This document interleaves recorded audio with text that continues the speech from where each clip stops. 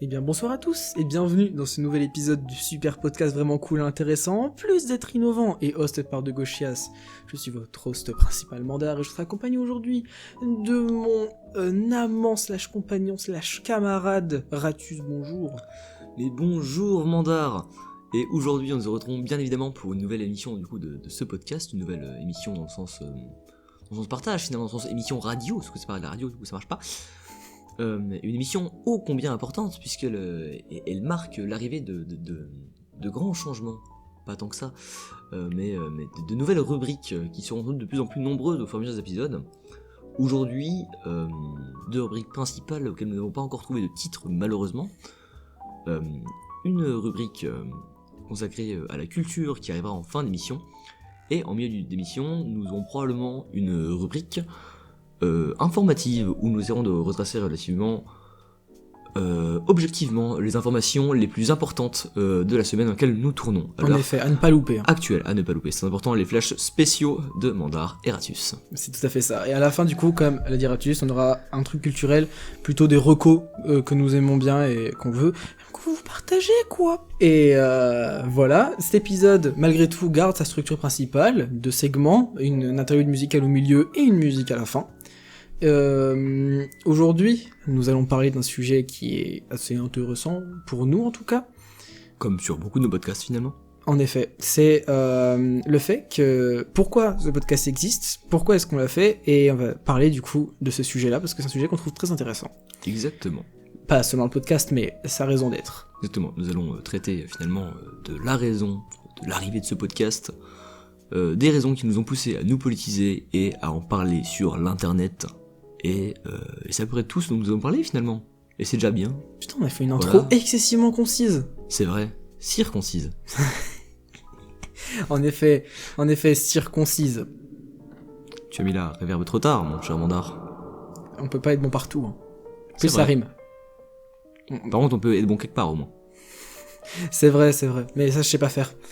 Donc, on espère que l'épisode de la semaine dernière vous a plu. On vous a teasé du grand... 2 semaines. Putain, de la 2 semaines. On espère que l'épisode de 2 semaines vous a plu, on vous a teasé des grands changements, et ben vous allez voir, c'est juste 2 chroniques. Mais en vrai, on va peut-être en rajouter, comme t'as dit, plus tard. Oui, je pense qu'on va finir par rajouter plus de rubriques au fur et à mesure que le temps arrivera. Pour le moment, on n'a pas forcément eu le temps dans la rédaction, mais sont à prévoir, je pense, des rubriques rédigées et plus ou moins partiellement. Professionnelles, on va dire, bien évidemment. Professionnel, après ça reste le super ce podcast sera vraiment pas, cool, quoi. De la haute rédaction. Mais au moins, on essaiera de dire des choses qui ont un sens, ce qui a pour le moment été relativement peu le cas. Mais on a dit des choses, et c'est déjà ça. C'est vrai, on essaiera de faire de nouvelles chroniques, plus d'hors-série, enfin, on verra, tout ça reste à prévoir, mais on vous tease un peu l'avenir. Donc voilà, on va pouvoir rentrer doucement mais sûrement dans le vif du sujet. Et oui. Il semble aussi important de préciser que vous nous avez énormément manqué. Ces 2 semaines d'attente entre les 2 épisodes ont été excessivement longues. Putain, c'est vrai. Et à la fois le fait d'y penser quotidiennement me fait me sentir presque comme si ce n'avait été qu'un repas composé de quelques frugales patates. C'est vrai, c'est passé tellement vite, presque. Eh oui. Seulement une petite heure depuis l'enregistrement du dernier épisode, comme c'est si fou. on enregistrait tout le même jour à cause d'énormes retards de production. Non, ça n'arrive pas, ça. Ça n'arrive pas, c'est vrai. Donc... Enfin bref. Donc pour commencer, pourquoi est-ce qu'on a fait ce podcast ? Déjà, on a tout de suite commencé, nous deux, déjà. Dès le début, c'était le concept qu'on a fait ça tous les deux. C'est vrai. Je suis allé vers Ratus et j'ai fait en ça, il y a un truc qui a beaucoup sur internet, c'est les podcasts masculinistes. Et pourquoi est-ce qu'on ferait pas nous-mêmes un podcast avec la formule de podcast masculiniste, mais de gauche ? Voilà, exactement. Donc en gros, Mandar est arrivé un jour... fier de ses études de cinéma et de gestion du son et d'études du montage, et m'a dit concrètement, écoute, ça fait un bail que j'ai pas monté des trucs, j'aimerais bien monter des trucs, et les poster, pourquoi pas. Et après il m'a dit, franchement, pense à Alexis Chun, pense à Bassem, pense, je n'ai même plus tous les noms, tellement j'en ai des immondes qui me viennent en tête. Mais en gros, il m'a dit, regarde, un petit peu, tous les chacals d'extrême droite qui font des podcasts en faisant genre que ce qu'ils disent c'est intelligent, viens, on fait pareil. On sera aussi con qu'eux, mais au moins, on aura essayé. Et comme j'adore être con, bah j'ai dit oui. C'est ça, c'était l'idée, du coup je suis allé le voir, j'ai emprunté du matériel à mon papa, j'ai économisé pour m'acheter mon propre matériel, et avec tout ça, on a commencé. Bon, vous avez pu le voir, finalement ce podcast a pas tellement une gueule de podcast masculiniste au final, mais l'idée de politisation est quand même restée, C'est resté, oui. et ça c'est cool, C'est et on a fait j'ai fait quelques épisodes d'essai dans mon coin, qui étaient excessivement mauvais, et à Noël, j'ai acheté une table de mixage, et ça a été le renouveau, et du coup, tous les épisodes que vous avez entendus jusque-là ont été faits grâce à cette table de mixage. Et voilà quoi, voilà l'histoire de base pour l'instant. L'inspiration masculino-misogyne se fait surtout ressentir dans le fait qu'on ait commencé grâce à l'argent de papa. C'est vrai. C'est quelque chose qui est très très très récurrent, on a remarqué qu'on a fait une étude de marché forcément, hein, comme tout entrepreneur qui se respecte. Et ça fait partie de ce qu'on a remarqué, c'est que l'argent de papa est hyper important. Du coup on est parti sur ce concept-là aussi. On s'est dit, faut qu'on aille à fond là-dessus, l'argent de papa c'est hyper important. Donc notre matos est venu là à la base. C'est vrai. Après forcément on est devenu de grands entrepreneurs à succès. Sur son histoire vous la connaissez, hein. Bien sûr, on roule sur l'or et on a maintenant du matos hyper haut de gamme. Vous, nos milliers d'auditeurs. Exactement. Bien sûr. Milliers. Nos milliers. En vrai je suis sûr, genre s'ils mettent le son trop fort, il y a plein de gens qui vont entendre à côté d'eux. C'est vrai. N'hésitez pas à vous défoncer les tympans en écoutant avec des casques dans le métro. Ouais, comme ça pour tout le monde répandre écoute. la bonne parole. C'est vrai. Après l'argent de papa, il met pas son enregistreur et de micro quoi. Mais oui c'est vrai. C'est l'argent de papa. C'est l'argent de papa. Et du coup, on s'est dit... Papacito. Et oui, voilà, ça faisait partie des gens que je cherchais à dire. Putain, j'ai oublié son blast, c'est fou ça. Sacre bleu. Il a fait un podcast cinéma avec Raptor. Raptor. Ouais. Ça aussi, ça faisait partie des gens que je voulais citer. C'est fou ça. Voilà, et du coup on s'est dit, si on faisait comme eux, mais de gauche, donc c'est-à-dire mieux. Aucun jugement de valeur, encore une fois. Aucun jugement de valeur, en effet. Et par mieux, ce qu'on entend, c'est qu'en fait, nous, il y a vraiment plus cette fibre un petit peu artisanale qu'on sait si bien retrouver dans l'activisme de gauche. Hein. C'est-à-dire des bombes à peu près, des actions à peu près, des podcasts à peu près. C'est vrai. Voilà. On a essayé de garder ce son de gauche. Exactement, connu. le son de gauche. Son de gauche très inspiré du punk rock et du RABM. Hein. Bien évidemment. C'est vraiment cette patte-là qu'on essaie d'avoir. Hein. Et je pense qu'on y arrive plutôt bien pour le moment. Mais ouais. N'hésitez pas à donner sur YouTube si vous voulez que notre son se droitardise. Bien sûr. Mais du coup, à l'occasion de ce 5e épisode, parce qu'on pense... Moi je savais pas si ça allait arriver jusqu'à 5 épisodes, si on aurait toujours la force d'en faire. Je savais pas non plus. Mais au final, ça avance bien. Et du coup, voilà, on voulait surtout parler de la présence en ligne de droite, qui nous a poussé, nous, à faire ça, à notre humble échelle, évidemment. Mais Mon écouteur est tombé. donner sur YouTube pour acheter un casque, pour gratis. Bonheur des écouteurs filaires bas de gamme. Trop bien, j'adore. Il met des coups de jus des fois. Ah ouais? Ouais. Dans l'oreille droite que. Donc ça va en vrai. Ah ouais? Mais enlève-le. Mais non, mais ça va. Mec, Mais mes écouteurs avant, genre de quand j'avais encore des écouteurs filaires, ils faisaient ça aussi. mais l'angoisse. Non mais genre pas des petits, pas des gros coups de jus, tu vois, genre des ta. Là, j'aime pas. Mais en vrai ça va, ça fait pas mal. Pour le moment. Donnez sur YouTube, s'il vous plaît. Donnez sur YouTube pour soigner mon oreille. Mais du coup, tu veux peut-être parler de comment est-ce que t'as été, approché par les podcasts masculinistes. Qu'est-ce que t'en as vu? Ah bah alors moi c'est pas compliqué. En fait genre juste je me suis retrouvé à faire des recherches sur des gens que j'aimais bien parce que je voulais un petit peu en savoir plus, genre je tapais sur YouTube leur nom et ça. Et j'ai réalisé qu'en fait le seul contenu qu'il y avait sur eux en dehors du leur, c'était des personnes d'extrême droite, des masculinistes qui en parlaient très mal. Donc moi il y a eu ça, et après les podcasts, du coup c'est les podcasts et les vidéos mascus à la Raptor, à la Papacito, qui d'autre? Celui qui a les armes à feu. Lequel? Celui qui fait des vidéos exclusivement sur les armes à feu. Ah putain, je crois que je vois. Et qui a une formation sur comment tirer sur les gens. Putain, celui avec la moustache dégueulasse? Non, ça c'est Baptiste Marchais. Putain, c'est vrai, oui. C'est à lui que je pensais. Non mais on retrouvera pas le nom de toute façon. Mais donc du coup je me suis retrouvé à voir ce genre de vidéos. Après moi les podcasts et les vidéos dans ce style là ça m'a pas tant touché. Moi l'extrême droite sur internet elle m'a surtout parlé en fait dans ma découverte musicale et culturelle. Dans le sens où moi j'ai surtout été abordé par l'extrême droite et j'ai surtout été confronté à l'extrême droite dans mes recherches, dans mon développement jusqu'à maintenant. En faisant des recherches en fait sur la musique. Parce que j'ai la chance de faire partie d'une culture un peu underground, absolument incroyable, une communauté absolument géniale. Le problème, c'est que cette communauté est tellement géniale que les fachos essaient de la récupérer. Et du coup, c'était pas rare que genre je me retrouve avec des gens qui m'expliquent qu'en fait les groupes que moi j'écoute, c'est des groupes de pédales. Et en vrai c'était vrai, tu vois, mais eux ils disaient pas de manière gentille. Ouais. Donc pas ouf. Et que du coup faut que j'arrête de les écouter parce que c'est pas vraiment ça la musique et qu'il faut que j'aille écouter à la place des groupes de gros fachos. Et c'était pas hyper agréable, voilà. Mais du coup, c'est un petit peu hors sujet parce que en termes de podcast et de vidéos mascu, non mais j'ai vu les bases, j'ai vu les bases du harcèlement finalement quoi. Ouais, je vois. Bah, moi, franchement, avant j'allais sur TikTok, après, j'ai pas forcément enlevé TikTok par volonté, juste j'y allais plus.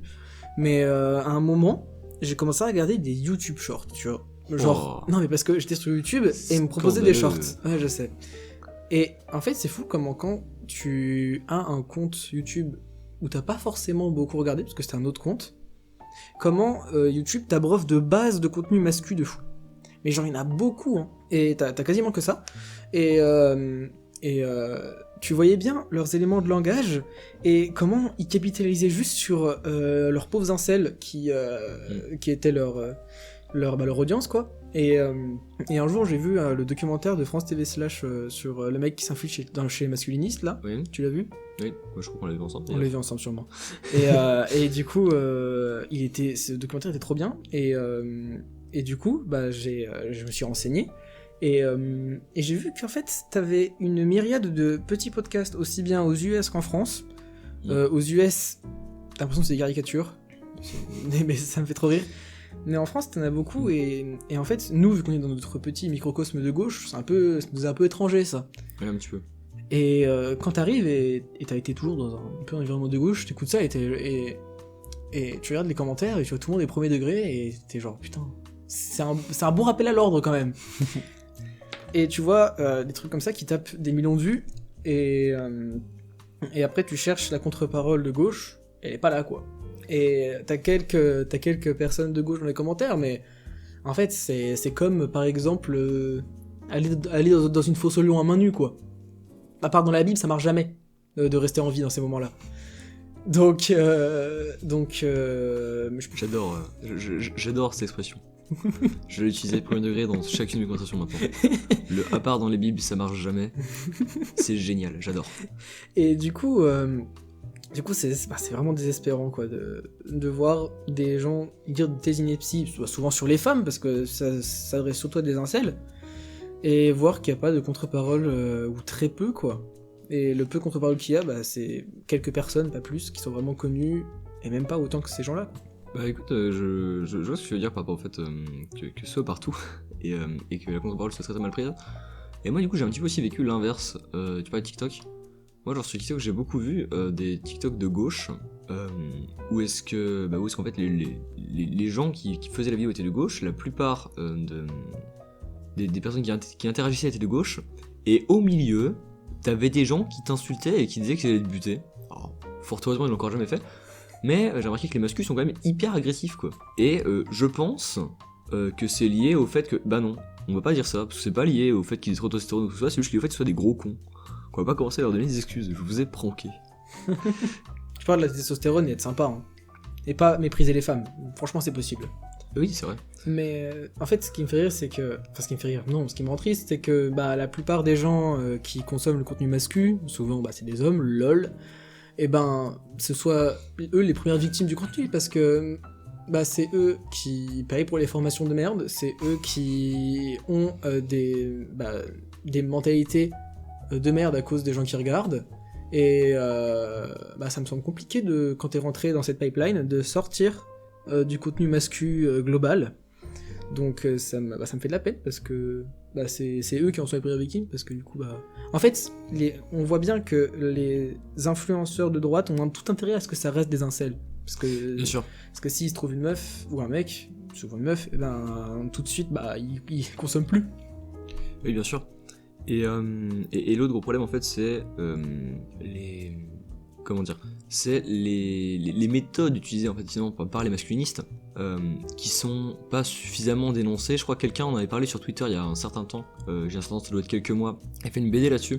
En fait les masculins savent ce qu'ils font.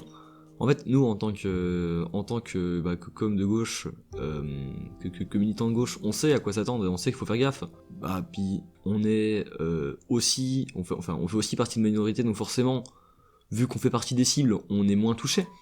Mais ils savent vers qui aller en fait, et ils savent comment alpaguer, ils savent comment parler aux personnes qui sont dans le mal-être. Et en fait, le problème, c'est qu'ils vont voir des personnes qui sont mal et qu'ils en font des gros cons. Et du coup, on passe d'une personne qui est dans le mal et qui n'a rien fait de mal à un énorme con. Parce que même s'ils sont dans le mal, ça reste des énormes cons, tu vois. Et c'est un des gros problèmes que j'ai, moi, c'est l'instrumentalisation de personnes qui sont mal. C'est quelque chose que je trouve terriblement immoral. Mais ils profitent de la misère des gens. Déjà que la misogynie, je trouve ça immoral, que l'homophobie également. Le racisme, on n'en parlera même pas, mais je trouve que c'est déjà ça immoral, genre ce qu'ils font, mais le fait de profiter de personnes qui ne vont pas bien pour emplir, entre guillemets, leur communauté artificiellement, je trouve ça profondément dégueulasse. Je suis d'accord.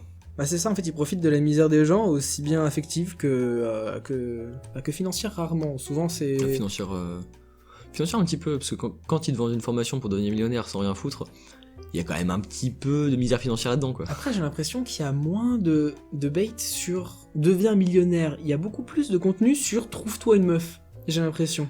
Souvent, ça va de pair, évidemment, parce que généralement, la meuf, elle est vénale, et voilà. Il y a aussi beaucoup de trouve-toi pas une meuf, parce que quand même, les meufs, c'est toutes des merdes.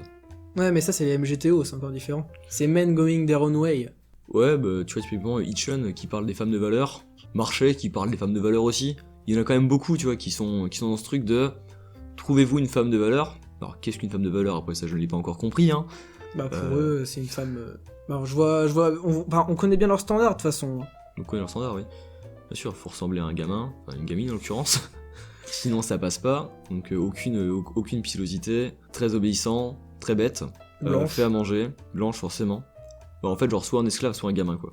C'est ça. C'est au choix. Enfin, c'est leur goal, quoi. C'est leur goal. En fait, eux, c'est leur pensée et ils veulent mettre ça. Bah, ils veulent mettre cette pensée dans l'esprit des autres, quoi. Et dans l'esprit de leur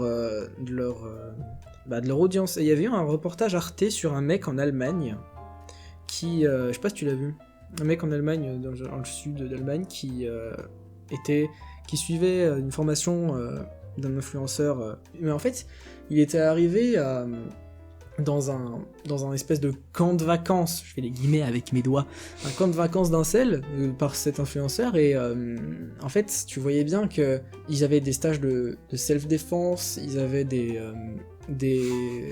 activités de mal alpha, mais en fait tu voyais bien que quand t'étais pas dans la pipeline et dans le décorum qu'ils essayaient d'instaurer, tu voyais bien que c'était bidon. Bah, c'est ce que le documentaire voulait montrer, et en fait c'était intéressant parce que tu voyais bien que eux, entre personnes qui avaient sciemment été dans ce camp, et ben ils étaient tous d'accord, ils étaient là, oh putain c'est génial, on va être vraiment beaucoup plus alpha et tout. Et tu voyais bien que quand bah t'étais pas dans ce mood là et dans cette idée là, et ben ça avait l'air assez ridicule. Et en fait ce qui est triste, c'est que bah les gens ils ont payé, ils vont partir de là en étant plus sur d'eux, ils vont essayer d'aller draguer d'une manière absolument immonde. Bien sûr. Et ils vont se prendre un râteau. Et après, ils vont être encore plus mal. Du coup, ils vont repayer. Et en fait, c'est ça le vrai problème. Bah, c'est ça le problème. Aussi, le problème, c'est qu'en fait, ça fonctionne vraiment comme une organisation hyper malsaine. Genre, ça commence par un Hitchun qui est vaguement misogyne, voire très très très misogyne. Qui commence vaguement misogyne et qui finit très très misogyne dans son propos quand il s'adresse à des néophytes, entre guillemets. Après ça switch directement sur un Raptor pour ajouter à ça le racisme, pour ajouter à ça la xénophobie finalement. Et après ça, une fois qu'on est bien d'extrême droite, qu'on est bien facho, qu'on a bien envie de taper sur tout ce qui bouge, et ben on va faire un tour chez Code Reno, histoire qu'ils nous filent les armes et puis qu'on sache comment faire. Et le problème en fait, c'est que non seulement c'est hyper dangereux pour les personnes en soi, j'ai envie de dire pour les victimes qui deviennent à leur tour finalement agresseurs. Attention, hein, j'insiste bien sur le fait que je dis victime et que ce n'est pas le cas. En fait, ils sont victimes dans les 30 premières secondes. Et à partir du moment où ils choisissent de continuer à regarder la vidéo, ça n'est plus le cas. Ça dépend de leur situation. Ça dépend que très peu. En fait, pour eux, c'est une safe place. Pour eux, c'est une safe place. Pour eux, c'est une safe place, mais en fait, si ta safe place met en danger d'autres personnes, je pense qu'il y a un problème. Bien sûr, c'est un problème. Et le truc, c'est que non seulement ça met ces personnes-là en danger, ensuite ça met toutes les personnes que les personnes-là côtoient en danger, et ensuite, genre, ça met finalement. En fait, ça met tout le monde en danger. Pour résumer ça.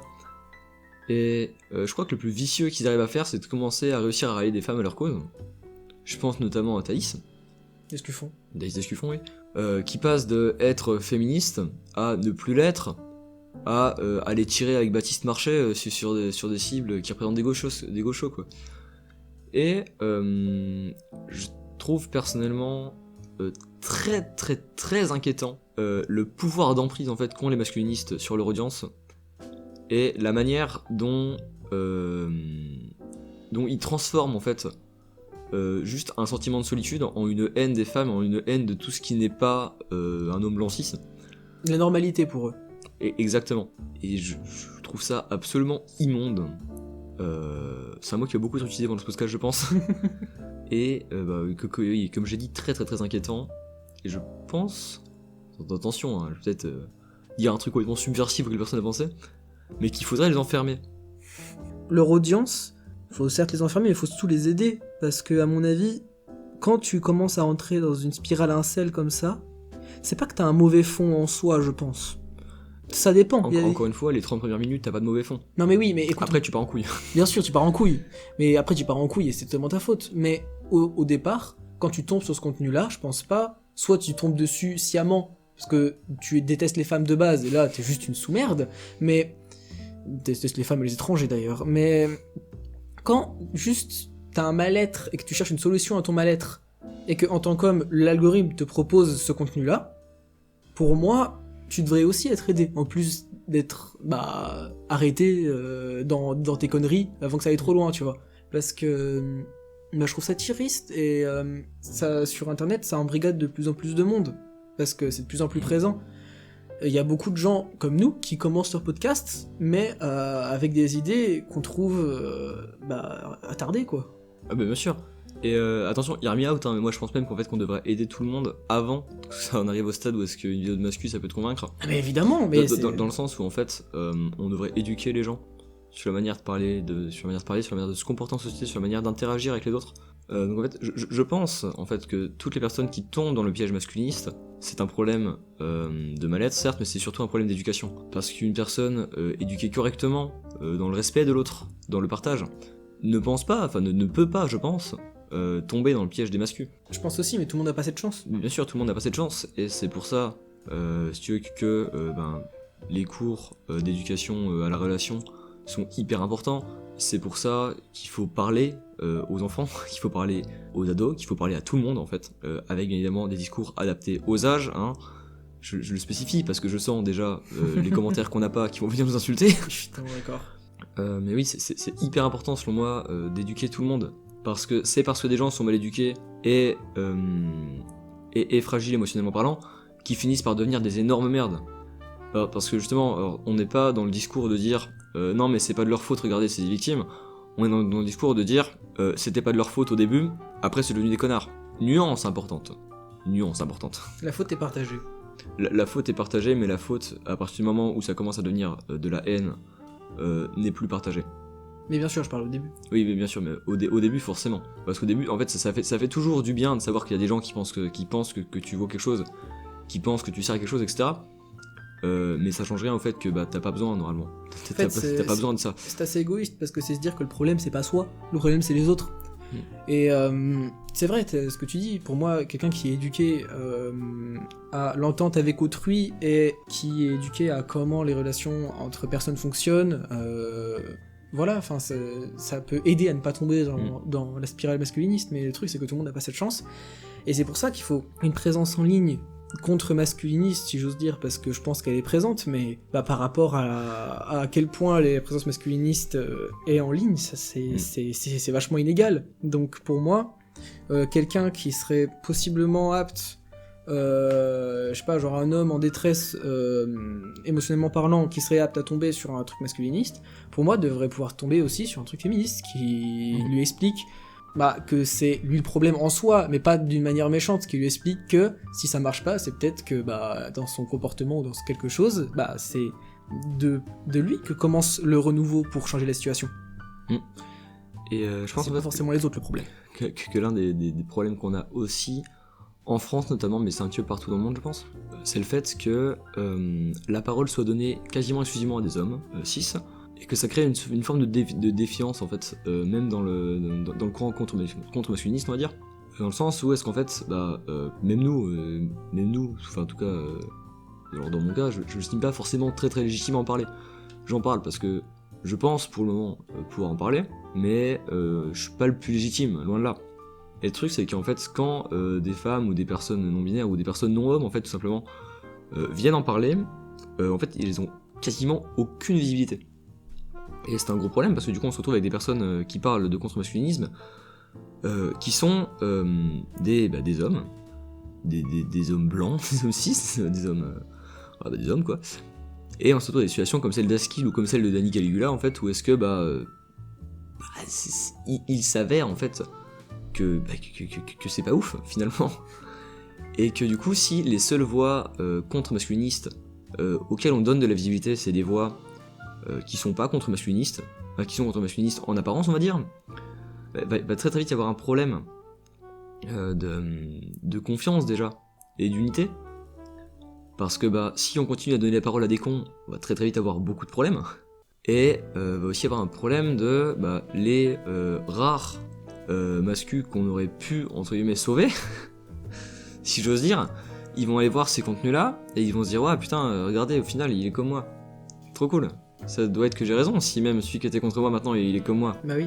Et du coup c'est un gros problème, donc je pense sincèrement qu'il faudrait donner la parole à plus de personnes non hommes et à plus de personnes non blanches en fait, de manière générale, et à plus de personnes non au sommet de la pyramide sociale sur ces sujets-là, et que ce soit, ouais, là on parle de masculinisme, mais pareil sur le sujet du racisme, sur le sujet de l'antifascisme, il faut qu'on prenne le réflexe d'arrêter de ne regarder que ce qui nous est proposé. Parce que sur internet ce qui nous est proposé c'est toujours ce qui va marcher on va dire, et ce qui va marcher malheureusement dans notre société aujourd'hui, c'est toujours les mêmes personnes. C'est la parole de haine. C'est soit la parole de haine, et quand c'est pas la parole de haine, c'est la parole de gauche, mais toujours la plus au centre possible, on va dire. Dans le sens où toutes les personnes de gauche auxquelles on va accorder de l'importance, ça va toujours être, selon les algorithmes, en tout cas, des hommes blancs 6-7. Hein. Et en vrai, je dis ça, mais genre, même nous, on est des hommes. Oui, on est des hommes blancs 6. Voilà, c'est terrible. Mais je veux dire, nous, on parle, mais en fait, le problème, c'est que le problème, c'est pas que nous parlions. Le problème, c'est que les autres personnes, possiblement plus concernées ou plus renseignées que nous, qui en parlent, ne soient pas mises autant en avant que les autres. C'est vraiment ça le problème, parce que une personne adolescente, mal dans sa peau et mal relationnellement, un homme en l'occurrence, qui tombe sur le contenu masculiniste, ne va pas chercher la contradiction forcément, qui est là, mais vachement moins mise en avant. Et je trouve ça dégueulasse, parce que si il a pas le réflexe d'aller chercher la contradiction, ce qui se fait très peu, et en fait il va tomber dans ce microcosme, mais en fait après il va regarder du contenu masculin qui va lui être proposé, qui va regarder, qui va être proposé, et il pourra jamais sortir de ça, il va s'éloigner des gens qui pensent pas comme lui, il va se rapprocher des gens qui pensent comme lui, et voilà, c'est comme ça que tu finis ta vie en étant un vieux misogyne. Exactement, et du coup c'est pour éviter ça que nous, même avec nos statuts d'homme blanc 6, on essaye de créer un espèce de contenu, pas forcément que anti-mascu du coup, mais politisé de manière générale. Politisé dans un spectre qui nous plaît. Politisé dans un spectre qui nous plaît, en contre-courant on va dire de la sphère mascu qui se fait de plus en plus entendre, et voilà quoi. C'est ça, voilà. Sur le principe, parce que bon, on n'a pas la même audience que le contenu masculiniste, mais c'est l'idée qu'on a, c'est ce qu'on défend. On n'a pas la même audience, on n'a pas forcément encore toutes les connaissances théoriques ni pratique, même si on se renseigne et qu'on étudie le plus possible. On est très très très très loin d'être parfait, mais en tout cas on essaye de proposer un truc qui aille un peu contre ça, mais on le répétera jamais assez, vraiment allez écouter les gens qui sont pas écoutés. Et par là j'entends pas nous, allez écouter les gens qui sont pas écoutés, allez écouter les personnes issues de minorités, allez les écouter parce que c'est eux qui ont le plus de choses à dire et c'est eux qui ont le plus de choses pertinentes à dire surtout. Ouais. Parce que nous voilà, on reste de couillons dans leur appart qui disent des trucs qui leur passent vaguement par la tête. C'est ça. Et qui pensent être justes, mais nous en fait c'est notre avis. On vit pas tout ce dont on parle. On en vit une partie de par nos statuts, de par nos orientations sexuelles, etc. Mais on en vit clairement même pas le quart. Bah c'est ça, après en tant qu'homme, sur le truc de masculiniste, on a un avis quand même à donner. Après c'est pas forcément le plus renseigné ou le plus intéressant. Voilà. Mais voilà, c'est pour ça qu'on parle, c'est parce qu'on a notre avis. C'est pour ça qu'on parle, et aussi parce que à la base, c'est pour ça qu'on a créé notre podcast. C'est ça.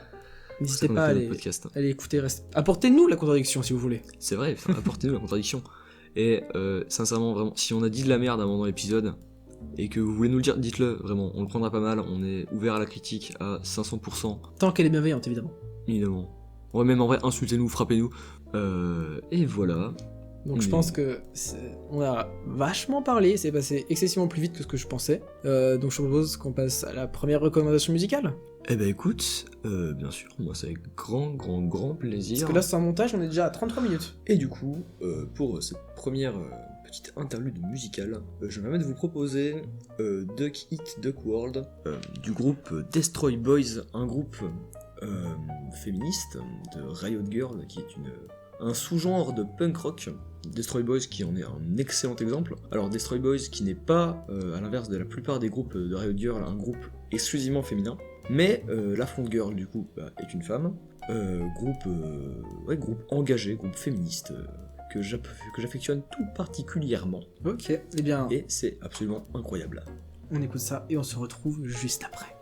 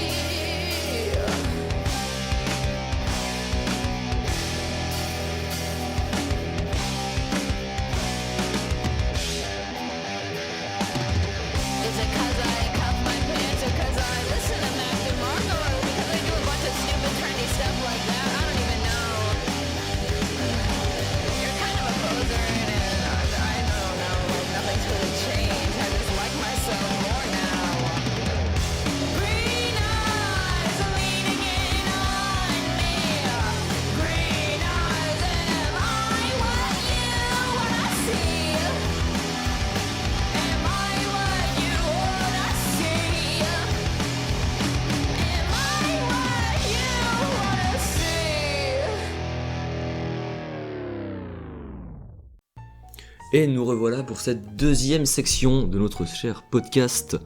J'espère que cette interlude musicale vous aura plu. Attends, excuse-moi, flash spécial. On nous informe qu'à Concarneau, un leader du RN affirme que sa voiture a été dégradée. En effet, avant-hier, il y aurait eu 4 boulons sur 5 de sa roue arrière droite qui auraient été desserrés. Avant-hier étant le mercredi 5 mars 2025. Pour continuer ces informations locales, dans la petite ville de Rambert-Villers, le projet de construction de la nouvelle gendarmerie avance de plus en plus. Les habitants peuvent donc se sentir en sécurité du moment qu'ils sont blancs, des hommes et hétérosexuels. En effet, et on nous indique aussi qu'à Nantes, un homme aurait menacé des passants avec un couteau à huître. En effet, il a effrayé plusieurs témoins sur la scène et a fait chuter une femme au sol sur la route de Carrefour à Nantes, jeudi vers 19h30. Il a rapidement été interpellé et il a passé un premier temps en garde à vue. Et pour finir ce flash d'informations exclusives, nous vous rappelons que le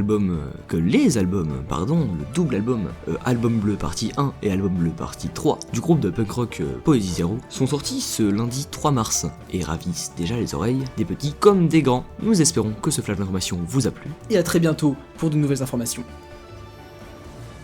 Et nous sommes de retour pour ce podcast. Nous espérons que les informations vous auront plu.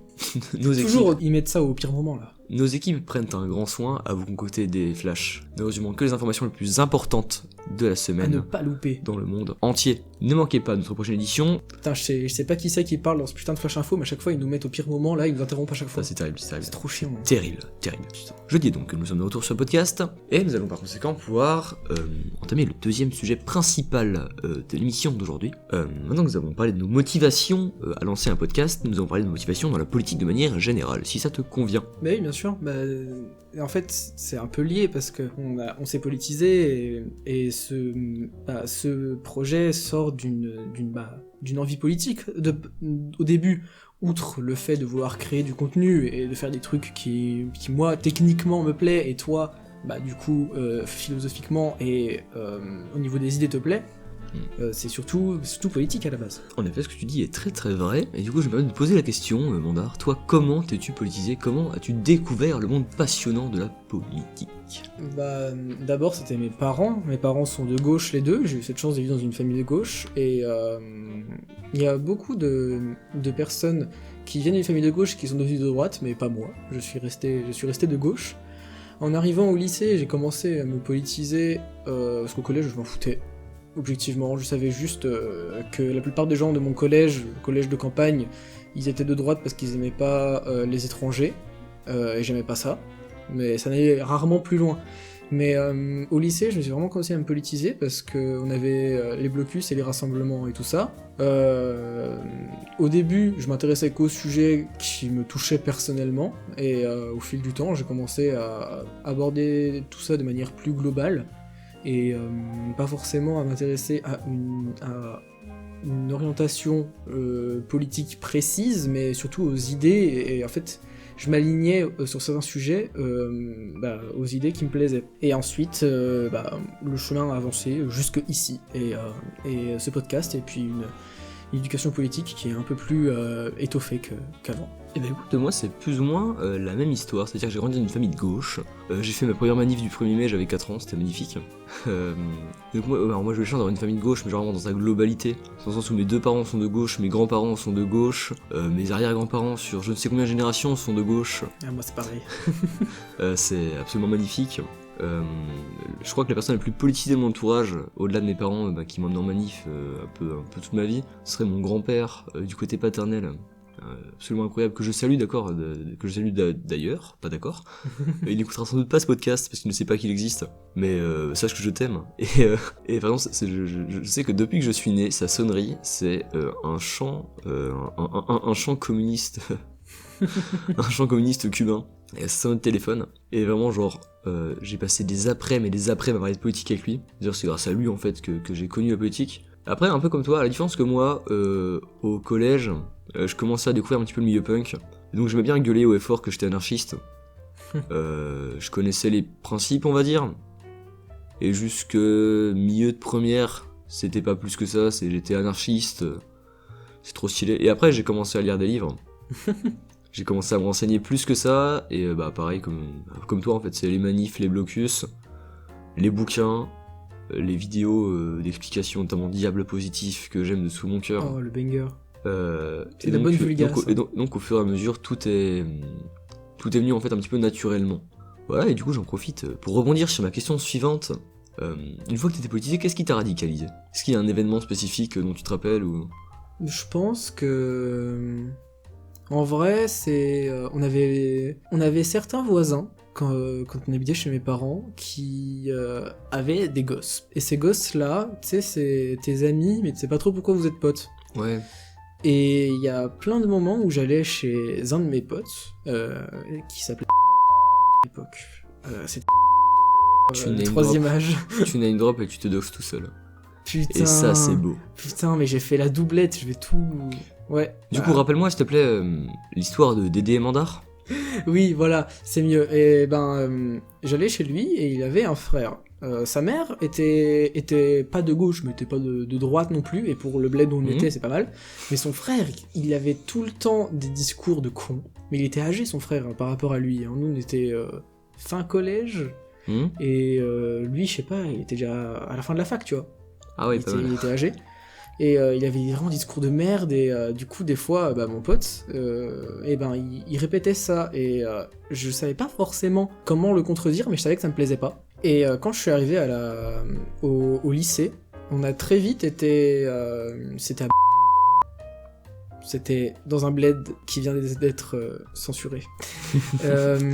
Donc là-bas, en fait, on a été très vite pris dans une... Il y avait une vraie polarisation de droite et de gauche. Oui. C'était assez... pas armé, mais c'était assez virulent. C'était tendu, ouais. C'était assez tendu, et en fait, ce qui m'a vraiment commencé à me radicaliser à beaucoup plus de gauche, c'était dans les blocus qu'on faisait, quand je voyais l'opposition qu'on avait assez violente, et puis tous les autres, l'archétype des gens de droite, jeunes, qui me dégoûtaient plus qu'autre chose, les différentes histoires assez horribles qu'on a eues, et je voyais que toutes les personnes qui me débectaient étaient... pas forcément toutes, mais beaucoup du même camp politique, et je voyais que ça coïncidait bien avec leurs idées, ce qui m'a convaincu à m'éloigner le plus possible de ces pensées-là. Ok. Il n'y a pas eu d'événement déclencheur, c'était un peu sur la durée. Moi, il y a un événement déclencheur qui a fait que je suis passé de dire « Ouais, regardez, je suis anarchiste » à militer activement et à m'enseigner beaucoup. C'est en fait, alors... j'ai bien souhaité que vous fassiez une image mentale. Ferme les yeux. Journée ensoleillée, fin de blocus. Un cortège d'étudiants va rejoindre la manif principale et fait un sitting. Donc c'est-à-dire une cinquantaine de gamins assis par terre devant la préfecture. Ils font rien, ils chantent un petit peu, ils sont assis. C'est tout. Parmi eux, moi et une pote en fauteuil. Important. Et là, il y a des cartes CRS qui commencent à débouler. Alors, les étudiants ils bougent pas, ils sont assis, ils font rien de mal. Et les CRS, ils se mettent en face. Commencent à leur demander de dégager. Sauf que les étudiants, ils sont là pour être assis, donc ils restent assis. T'as un ou deux CRS qui se foutent assis aussi, qui enlèvent leur casque. Ils sont chopés par leurs potes et jetés arrière du fourgon. Et là, les CRS commencent à balancer des lacrymos. Sur des gamins assis par terre, dont une personne en fauteuil roulant. Ils ont têche des lacrymos sur des personnes handicapées. Ils ont têche des lacrymos sur des gamins assis par terre qui avaient rien fait. Et ça s'est un petit peu envenimé, ça s'est retrouvé qu'on a fait un feu de palette au milieu de la place. Comme ça, ils pouvaient plus ils pouvaient plus nous charger. C'est quand même vachement pratique parce que je sais pas si vous avez déjà essayé de courir quand vous étiez assis il y a 2 minutes, mais c'est compliqué, surtout quand vous voyez pas où est-ce que vous allez. Et c'est à ce moment-là que j'ai capté qu'en fait si on avait foutu le feu dès le début, ils auraient jamais pu nous faire chier. Et du coup je me suis dit tiens, finalement pourquoi pas lancer l'offensive nous-mêmes. C'est très très vulgarisé, mais en gros c'est ça qui s'est passé. Et vraiment ça m'a débecté, mais à un point que je peux même pas expliquer. Déjà le fait qu'ils tègent leur propre frère, que genre c'est fou ça. Leurs propres camarades, ils ont tège à l'arrière du fourgon. Oui, parce qu'ils étaient pacifiques eux aussi. Ouais, et puis genre pas doucement quoi. Et après ça, le fait que eux, là, des gros darons de 40 ans, de 90 kilos chacun, avec des armures de plaques, commencent à gazer des enfants assis par terre, j'ai pas trouvé ça incroyable, et je me suis dit, tiens, finalement, est-ce que c'est vraiment juste ? Et j'ai commencé à vraiment me radicaliser, à vraiment... Alors je l'étais déjà un petit peu, mais genre c'est à ce moment-là que j'ai vraiment commencé à m'investir, à me dire, je veux être investi, et je veux faire quelque chose de ma vie à ce sujet. Mais en fait, ce qui m'impressionne le plus, c'est qu'ils aient jeté, qu'ils aient viré à l'arrière ceux qui étaient pacifiques comme les étudiants. C'est lunaire. Ça m'étonne pas. Pour le coup, c'était vraiment dégueulasse. Ça me débecte, quoi. C'est vraiment genre, il y en a deux qui ont enlevé leur casque, qui sont... Alors, il y en a un qui commence à se foutre assis, et l'autre, genre, juste il a enlevé son casque, quoi. Ceux qui agissent de manière normale. Et genre, t'as des potes qui étaient dans des fourgons derrière, des potes à eux, je suppose, hein, qui ont sorti leur Toki, qui ont parlé 2 minutes, et qui sont venus les chercher, qu'ils ont traîné pour les jeter à l'arrière du fourgon. Ouais, c'était Space. Parce que, ACAB, déjà, premièrement, hein. Et ensuite, ACAB même entre eux, quoi. Et ça, c'est beau, quoi. Mais c'est magnifique. C'est lunaire. C'est le peu d'humanité qui restait, non. À l'arrière du fourgon. Ça m'étonne pas, mais ça me débectera quand même. Moi, ça me fout bien la gerbe. Je comprends. Mais c'est ça, mais disons que, en fait, moi je me suis politisé vraiment sur le long terme. Il n'y a pas eu d'événement vraiment déclencheur. Mais tout cas, ce qui est sûr, c'est que j'ai toujours été de gauche, j'ai eu la chance, mais je trouve intéressant les gens qui ont été de droite et qui sont devenus de gauche. Je connais pas personnellement, mais... Moi, je connais personnellement très bien. Mais je trouve ça intéressant aussi leur avis, et ce qui est fou, c'est que je connais très bien des gens qui ont des potes de droite, et j'ai déjà parlé avec eux, et tu vois très vite que la plupart de leurs éléments de langage et de leurs arguments, c'est pas des arguments qui sont dans la réflexion et dans la réflexion et dans la compréhension de la situation, c'est dans l'affect, beaucoup. T'as des arguments de gauche... Par contre, ta gueule, parce que t'as vraiment la voix de tes idées, hein. Pour résumer ton propos. Non, mais... En fait, disons que... Je sais plus quoi dire. Non mais genre si c'était la démonstration un peu...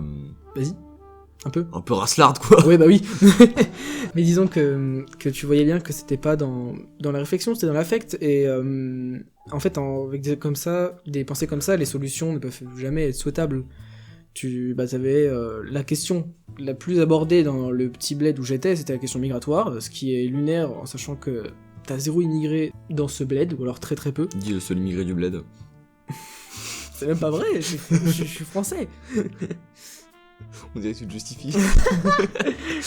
Ils avaient, disons que c'était l'immigration le sujet le plus discuté dans ce bled-là, ce qui était lunaire, parce que c'était vraiment un bled excessivement peu touché par ce sujet-là, mais en fait tu voyais bien qu'ils avaient la peur s'y connaissaient pas, et en fait c'était juste de la peur, et t'avais aucune rationalisation de la situation sur pourquoi ils viennent, pourquoi est-ce qu'ils viennent en France, pourquoi est-ce que, des fois il y en a qui n'ont pas de papier, qui viennent quand même, et en fait ils étaient tout de suite dans l'agression et dans la réponse, ils étaient pas dans la compréhension de l'autre. En fait, t'avais pas une réflexion globale du sujet, ils avaient leur facette du problème et ils ne prenaient pas le temps ou l'énergie ou la pensée, et des fois je pense que même des fois c'était inconscient parce qu'ils étaient éduqués comme ça, de droite. Oui, bien sûr.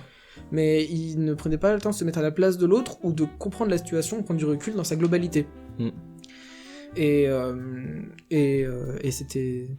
Quand je voyais ça, et que grâce à l'éducation politique que j'avais eue de mes parents et de moi-même, j'arrivais à comprendre cette nuance-là, j'ai tout de suite, j'ai compris que les arguments de droite, moi, me touchaient pas, et pour moi, étaient infondés. Et ce que tu soulèves qui est relativement important, c'est la haute irrationalité, en fait, de la plupart des personnages de droite. Il y en a qui essaient d'être un petit peu rationnels dans les militants, et encore parce qu'ils arrivent très très mal, hein. Mais le droitard, on va dire, classique, le droitard, le droitard classique de campagne, il est hautement irrationnel. Déjà parce que, un exemple tout simple, hein, mais même les Français de souche 100% puristes n'en ont rien à foutre de ton bled. Pourquoi est-ce que quelqu'un ferait le déplacement depuis en dessous de la Méditerranée pour venir poser son cul à... C'est un petit peu ça la question à laquelle ils n'arrivent pas à répondre, parce qu'elle n'a pas de réponse.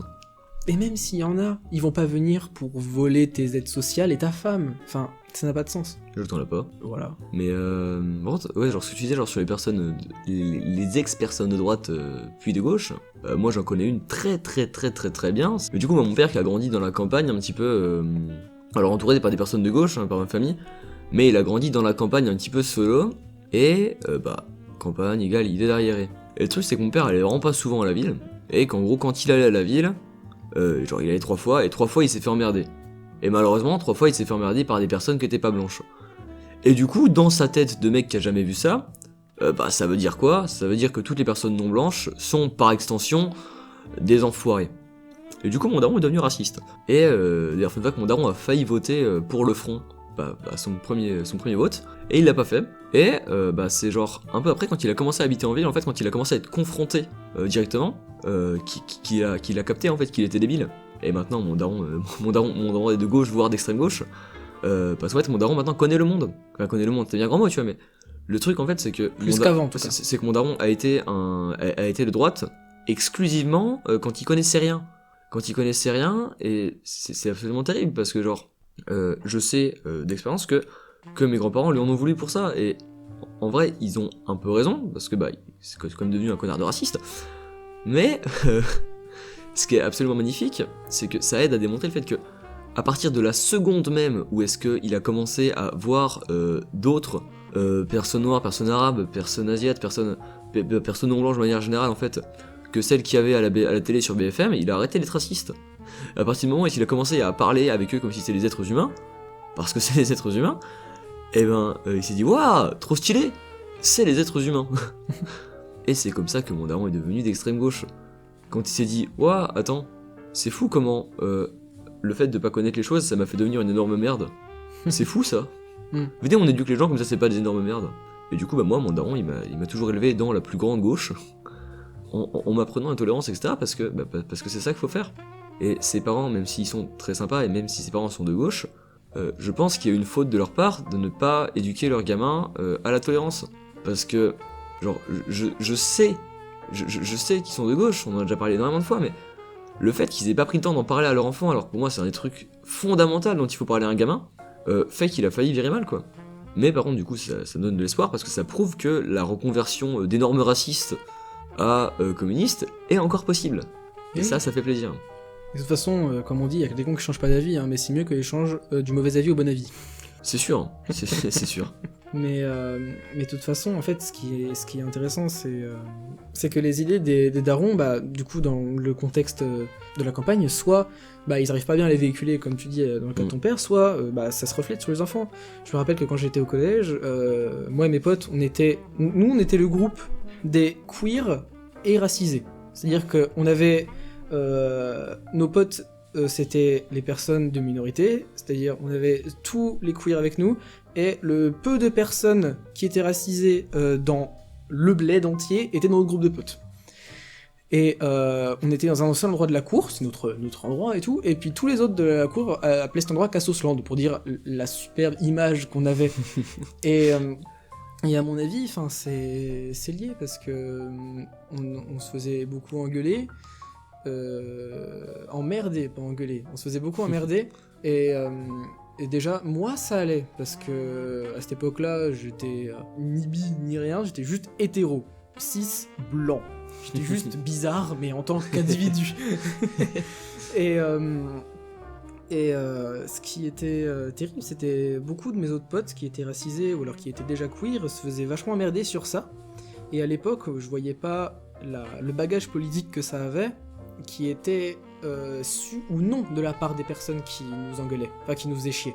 Ils étaient même pas peut-être conscients que ça avait une valeur de droite ce qu'ils disaient, juste ils nous faisaient chier parce que c'était des connards et leurs darons disaient que c'était des pédales. Et surtout, il y avait aussi, j'avais un autre pote qui, comment dire ça, qui maintenant on le sait est TDAH, et qui à l'époque n'était pas au courant de ça, tout ça, et il agissait d'une manière qu'on pourrait dire pas normale pour les personnes de droite du collège.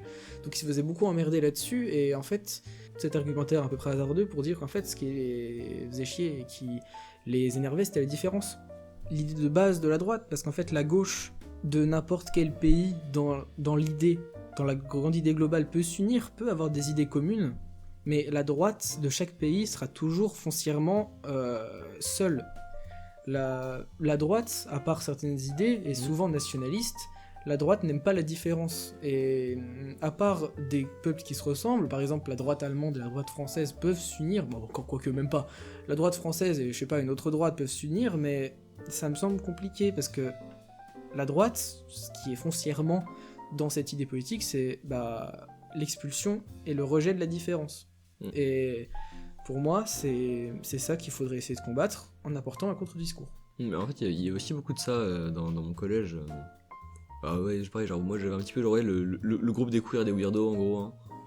Ouais, en gros c'est ça, genre c'était queer, weirdo et racisé.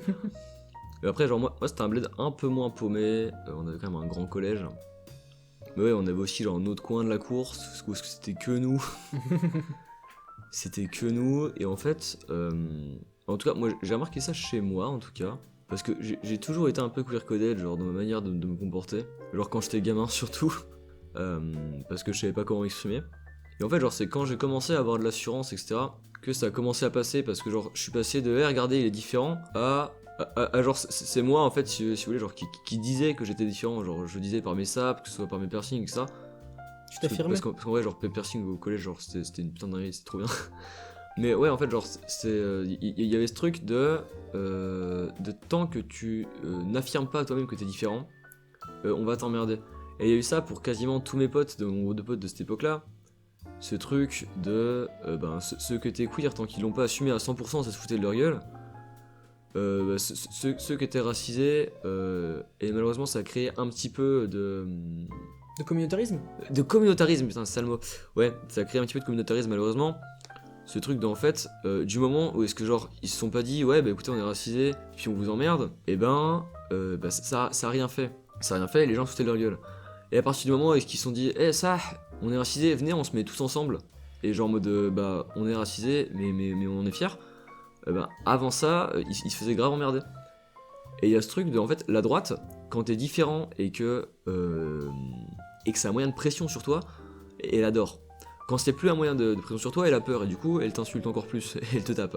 Mais quand c'est un moyen de pression sur toi, elle adore ça.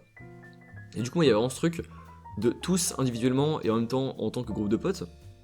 C'est quand on a commencé à, entre guillemets, revendiquer le fait d'être chelou, tous à notre manière, donc que ce soit parce qu'on était racisé, parce qu'on était queer, parce qu'on était TDAH, peu importe, bah on se faisait emmerder. Et à partir du moment où est-ce que, bah, genre, typiquement, quelqu'un au collège venait, tu commençais à t'expliquer que t'étais PD et que tu disais bah oui, bah genre, ça a un petit peu désorienté les gens. Et du coup, il y a ce truc que j'ai remarqué et que je remarque encore aujourd'hui, c'est qu'en fait, la droite, tant qu'elle pense qu'elle a moins de confiance sur toi, elle est hyper à l'aise. Et ça se remarque aussi dans le comportement, mais les enfants qui ne veulent pas être de droite, qui ne le sont pas volontairement, on va dire, à partir de l'instant où c'est plus une honte de pas être comme eux, ils perdent instantanément tout le courage qu'ils ont, et je dis ça avec des énormes guillemets, hein, et voilà. Non mais Voilà. c'est bien vrai ce que tu dis. Là, vas-y. Et je pense que du coup ça reflète un petit peu ce que tu disais tout à l'heure, des idées qui sont pas réalistes, qui sont pas rationnelles, et qui sont basées exclusivement sur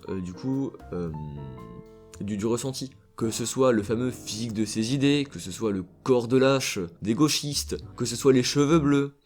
Du moment que c'est un truc sur lequel on peut dire ah regardez lui là-bas il doit être comme ça, c'est sans doute machin, c'est un problème pour la droite, mais un problème que la droite voit comme étant exploitable contre nous.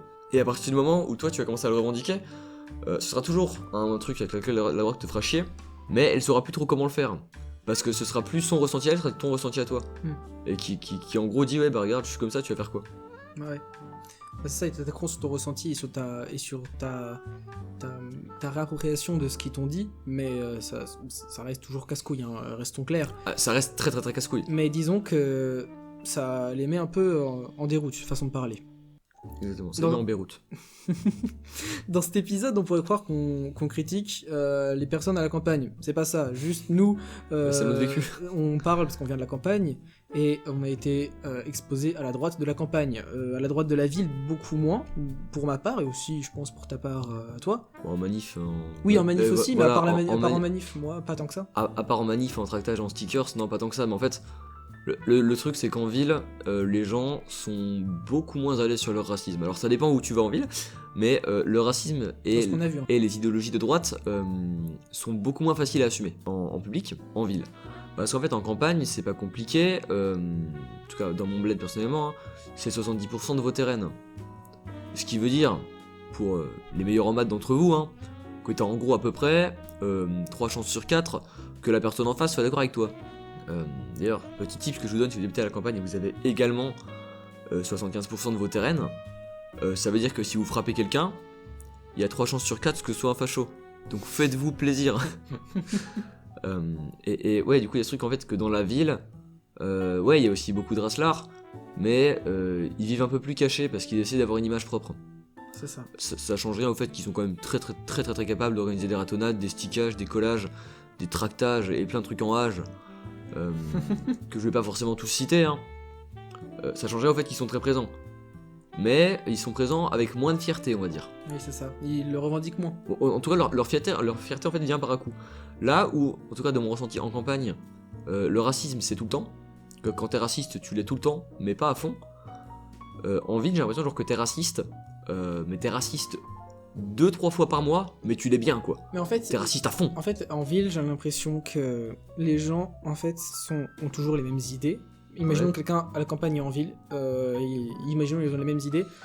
En ville, en fait, à la campagne, ce qui est différent, c'est qu'ils le revendiquent continuellement. Ils n'ont pas la peur de l'opposition, alors qu'en ville, étant donné qu'il y a beaucoup plus d'opinions, parce qu'il y a beaucoup plus de gens différents, d'horizons différents, en fait, ils revendiquent dans leur groupe qui savent de confiance. Exactement. Et quand ils le montrent au grand public, c'est dans des rassemblements exprès où ils sont en confiance avec la communauté de droite, par exemple des manifestations, des rassemblements, des trucs comme ça.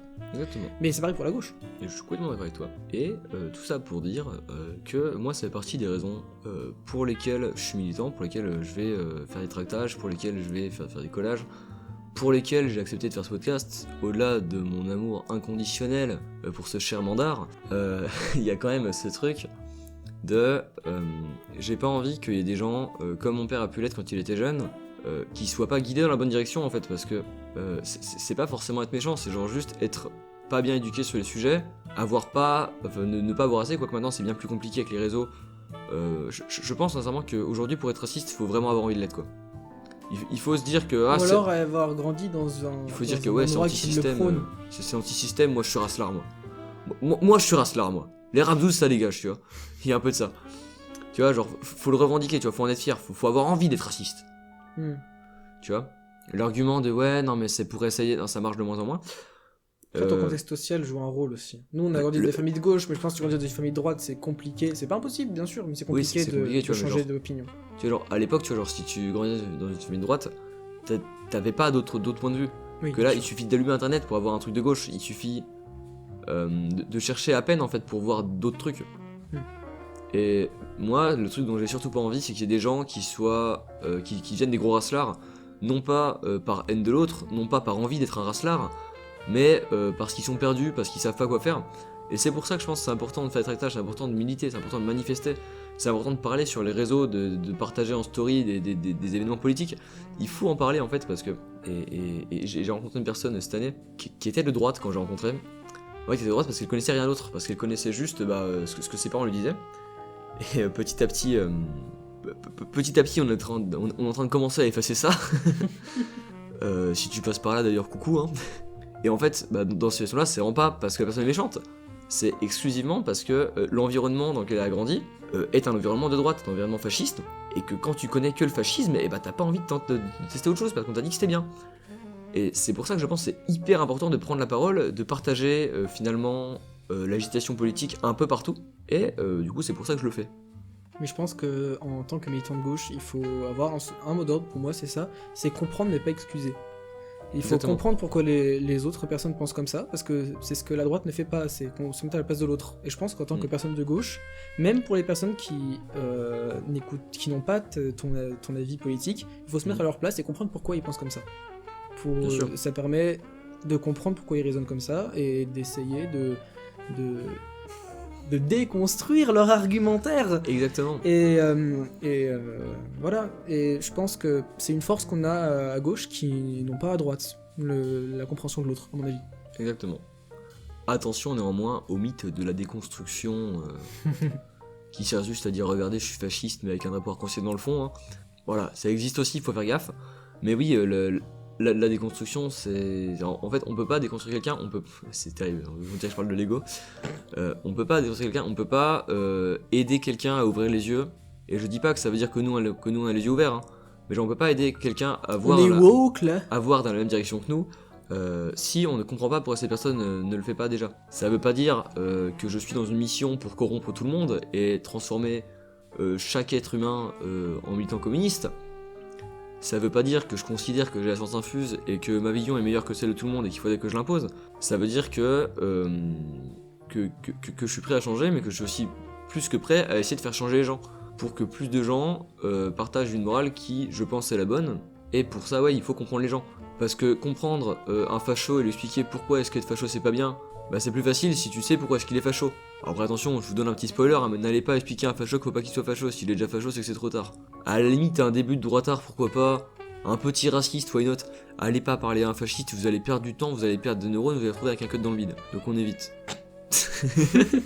Mais Empli après, de bienveillance ce podcast. Bien sûr, Empli de bienveillance. Après je pense que ce qu'il faut essayer de faire c'est d'apporter la contradiction en fait. Faut pas raisonner les gens, être dans une mission d'évangélisation de l'autre. Je pense qu'il faut être dans une idée de cette personne a une opinion qui est différente de la mienne, je la juge infondée, je la juge pas juste, je la juge mauvaise.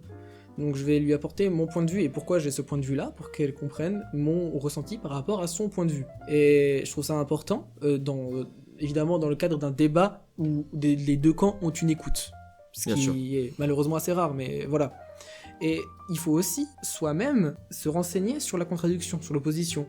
Bien sûr. Moi je sais que des fois je regarde du contenu de droite, et je sais très bien qu'en tant que personne de gauche, ce contenu de droite m'est pas destiné. Mais comme ça me permet de mieux comprendre comment dans les cercles de droite, les idées sont diffusées. Moi je suis certain de mes positions, donc j'ai pas de problème à faire ça. Oui, bien sûr, je vois comment tu veux dire. Et oui, c'est hyper important de se renseigner sur l'autre. Déjà, en fait, j'ai envie de dire que comprendre l'ennemi, c'est déjà gagner un petit peu la bataille, entre guillemets, hein, sans vouloir militariser trop mon propos. Non, du tout. Non, en plus, c'était vraiment pas le but. Mais oui, non, il y a ce truc de si tu comprends comment ça marche, c'est plus facile à démonter. Genre, c'est comme une montre. Tu lis la notice, quoi. Exactement, c'est ça. En fait, il faut lire la notice de l'extrême droite pour savoir comment la démonter. Voilà, démonter l'extrême droite, s'il vous plaît. Avec les outils adaptés. Exactement. Tournevis et une paire de bottes. En effet. Putain, c'est bien dit. C'est tellement bien dit. Mais du coup... Je suis si bon. Et modeste. Et modeste, putain, c'est beau. Donc voilà, on espère que cet épisode, en tout cas, sur pourquoi est-ce qu'on a voulu faire ce podcast et notre idée politique sur la diffusion des idées de gauche et notre point de vue sur ça vous a plu. Bien sûr. En espérant que ça suscite chez vous un attrait pour ces questions. N'hésitez pas à réagir en commentaire si ça vous a plu ou pas, si vous avez des choses que vous voulez partager ou pas. Avant de partir pour la dernière recommandation musicale, nous allons vous proposer avec Ratus, chacun à notre tour, une recommandation culturelle qu'on aime bien en ce moment. Voilà. Ouais. Donc je vais commencer si tu veux. Vas-y, bien sûr. Donc moi, du coup, je vais vous présenter un livre qui n'est pas politique, c'est de la fiction. Enfin après, il est politique bien sûr, comme tous les propos, mais c'est de la fiction que j'aime beaucoup. C'est un livre, c'est une série de livres, et en fait, j'aime pour plusieurs choses. Déjà, j'ai toujours eu du mal à lire des livres, parce que au début, c'était un truc c'était un médium qui m'attirait pas, mais en fait, ce que j'aime bien dans cette série de livres, c'est que c'est des petits livres qui sont écrits assez gros par page, donc on n'a pas tant de texte que ça dedans, mais étant donné que c'est de la fiction, ça va.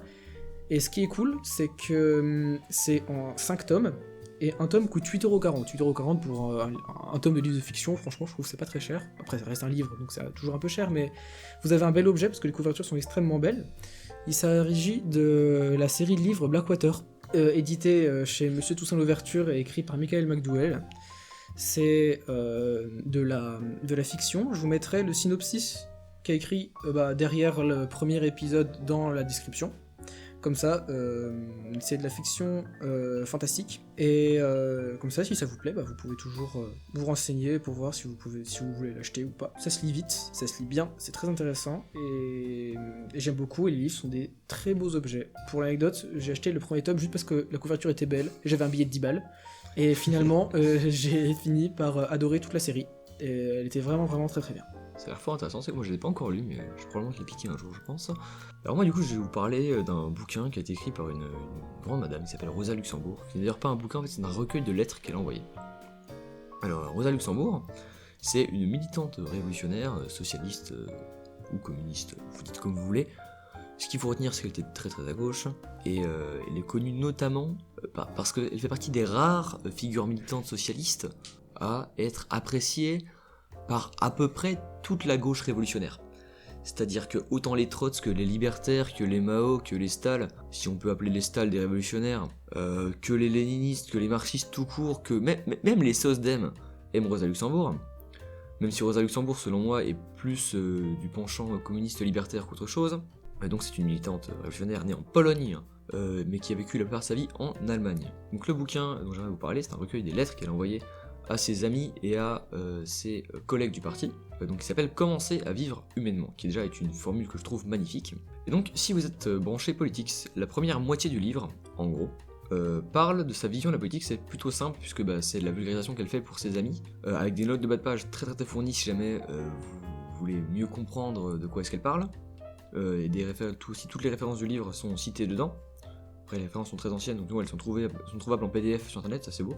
Donc elle commence par parler de sa vision de la politique et de sa vision du monde à l'époque. Donc c'est en gros réparti sur toute la durée de sa vie militante, donc en gros de ses 18 à sa mort. On rappelle qu'elle est née en 1871 et morte en 1919. Et la seconde partie de ce livre, qui je pense vous intéressera bien plus si vous n'êtes pas forcément très très politisé, est une partie dans laquelle elle est emprisonnée. Et pendant toute la durée de son emprisonnement, Rosa Luxembourg va nous parler en fait de son rapport à la nature et à la liberté, qu'elle n'a plus du coup. Et en fait, elle parle vraiment avec beaucoup de poésie du monde. Elle était notamment un herbier en prison, donc elle recevait en fait des fleurs séchées par ses amis, qui faisaient passer en contrebande. Je trouve ça un petit peu stylé en vrai, ça passait des fleurs, pour mettre dans son herbier. Et voilà. Donc en gros, Ouais, c'est ça, c'est scindé en deux parties, une partie très politisée, une partie très poétique. Et notamment, moi, un passage qui m'a beaucoup marqué, c'est dans une lettre qu'elle écrit à une de ses amies pendant qu'elle est en prison, à la toute fin de sa condamnation. C'est en hiver, et elle est désolée de penser que les pigeons qu'elle a nourris depuis le début de son enfermement, en fait, elle nourrissait des pigeons avec une partie de sa portion chaque midi. Et elle était désolée de savoir que les pigeons n'allaient probablement pas passer l'hiver parce qu'elle allait arrêter de les nourrir. Et à l'aube, finalement, de sa libération, c'est la seule chose à laquelle elle pensait. Voilà. Et je trouve personnellement que la formule qui a été choisie pour le titre, savoir commencer à vivre humainement, est une formule absolument magnifique, qui est en fait dans une longue phrase qu'elle écrit à un de ses amis, où est-ce qu'elle lui dit en gros que c'est super d'être politisé, c'est super de militer, mais que ce serait bien de commencer à vivre humainement, et finalement d'aborder le monde avec des yeux plus poétiques, plus admiratifs finalement de la nature. Donc c'est un ouvrage qui ne coûte que 10€, qui est édité chez Libertalia, très très bonne maison d'édition d'ailleurs que je vous recommande de vive voix. Et les lettres ont toutes été présentées, compilées et annotées par monsieur Julien Chuseville. Trop bien, on a recommandé 2 livres aujourd'hui. Sachez que dans les prochains épisodes, ce sera pas forcément des livres à chaque fois. On pourra parler de films, de jeux vidéo, de n'importe quel média qu'on aime bien. Voilà, peu importe. Trucs qu'on aime bien en ce moment, qui peuvent avoir un attrait culturel ou de divertissement finalement. Finalement, ouais, pourquoi pas. La fermeture de C8, parlons-en. Allez hop là, épisode annexe. Malheureusement, on est déjà sans montage à 1h20 de rush, ce qui est pas mal. Donc... Contrairement à C8 qui a 0 heure de rush, car ils ont fermé. Et on prend pas position évidemment. Yes. Pas de prise de position. Yes, putain. Yes. Jamais de prise de position. On est apolitique pas de ici. prosélytisme sur cette table. Donc, pour finir, je vais vous proposer un titre musical de Banshee. Banshee qui est... comment on pourrait décrire le style musical de Banshee? C'est un mix... De la funk hyper pop screamo metal. C'est ça. Ce qui est un mix qui est assez inédit dans ma playlist, mais que j'aime beaucoup. Qui a un thème qui est assez intéressant par rapport à l'épisode qu'on a fait, du coup. Elle parle beaucoup de féministes et de féminisme et de VSS, et c'est assez intéressant, notamment elle le met bien en musique, et je trouve que c'est des sujets importants, on en a parlé dans l'épisode. Et je trouve aussi de préciser que ses clips et son esthétique visuelle, on va dire, dénotent vraiment beaucoup avec ses propos, et je trouve personnellement que son aspect un petit peu angélique / féerique rend vraiment bien, et que c'est une très très bonne manière de trancher. Artistiquement, j'aime beaucoup. En contraste, ouais, avec ses paroles qui sont assez dures généralement. Bien sûr. Et je vais vous taper. Oui, et surtout vous proposer un titre qu'elle a fait en featuring avec Zand, une autre artiste féministe que j'aime énormément, que j'aime beaucoup, même si c'est un style qui est pas forcément ce que j'écoute d'habitude. Et la musique s'appelle Kill All Predators, qui est un titre assez équivoque. Voilà, j'espère que ça vous plaira. N'hésitez pas à nous laisser un commentaire ou à voter pour votre recommandation musicale préférée. Bien sûr. Voilà, on se retrouve dans 2 semaines, et en espérant que l'épisode vous plaise, et au revoir. Voilà, on vous aime. Énorme bisous à vous sur le front. Gros bisous.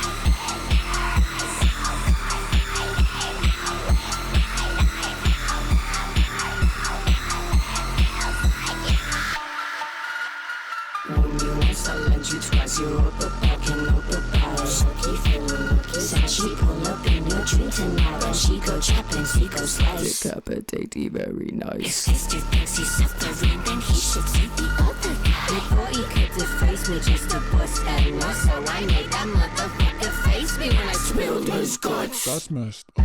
Mess up, or you wanna see messed up? Well, step